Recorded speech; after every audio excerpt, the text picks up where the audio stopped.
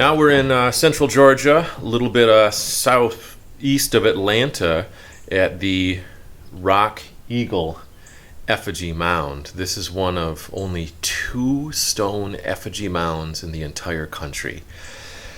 It's really hard to date stone. It's hard to carbon date stone, so it's hard to really figure out how old this thing is, but it's probably 2,000 years old.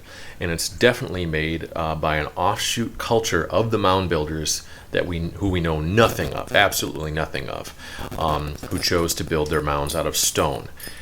Rock Eagle Effigy Mound is made out of quartzite, which is a rock.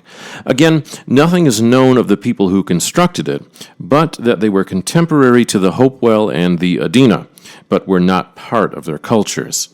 Common thought and best evidence discovered in the area says it could date as far back as 1000 BC. Some folks on the fringe say it goes back as far as 5000 BC. This started as a mound. You'll see in the center, it's kind of a dome-like shape, and then it has wings, tail, and a head jutting off of it. It was first built as a mound, and then other parts were added to make it resemble, probably, even though it's called Rock Eagle, probably as a buzzard or a vulture, which were birds that signified passage to the underworld. This thing was a mystery to even the natives. Think about that. The people who we think as old and antiquated people, they regarded this as old and antiquated. And that's why we know it's old, because they did visit this site. We found their projectile points at the site, traces of visitations from tribes that came later, and cremation was performed here. This place was such a hit that somebody way back in the day wanted his bros, when he died, to take him out here and burn his body on the mound. And just think of that significance that lasts so long through time, because I don't feel like you or I will be wanting to visit the vape shop around the corner 200 years after it's been built and have our corpses burned and buried there.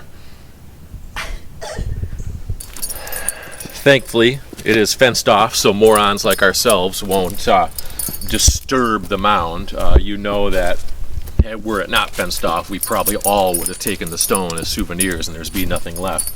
The stone is quite large, and it's a quartz stone. At the time, probably was very milky white. Over time, of course, it dulls in appearance as it starts to have elements congeal atop of it.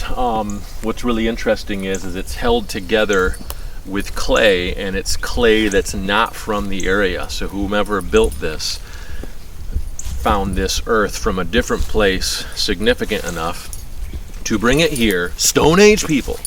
No carts, no oxen, no horses, no cars, no trucks, no Humvees.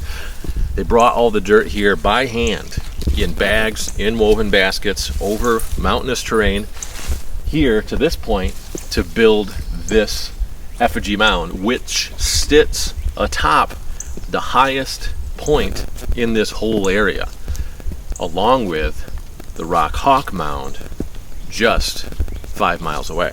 Yep, it is sister to the only other rock effigy mound in North America, the Rock Hawk Mound, located 13 miles to the southeast. The Rock Hawk is also built out of quartzite and in the shape of a large bird.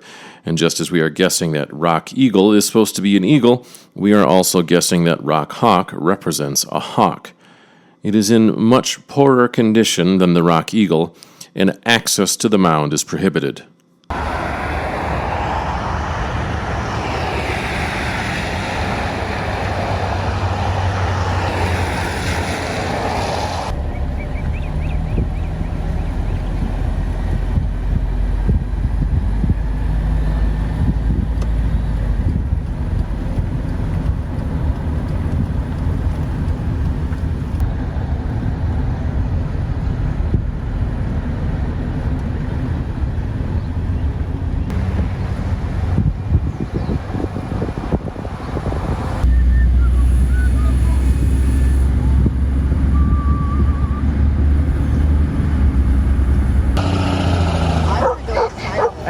Axis, quiet.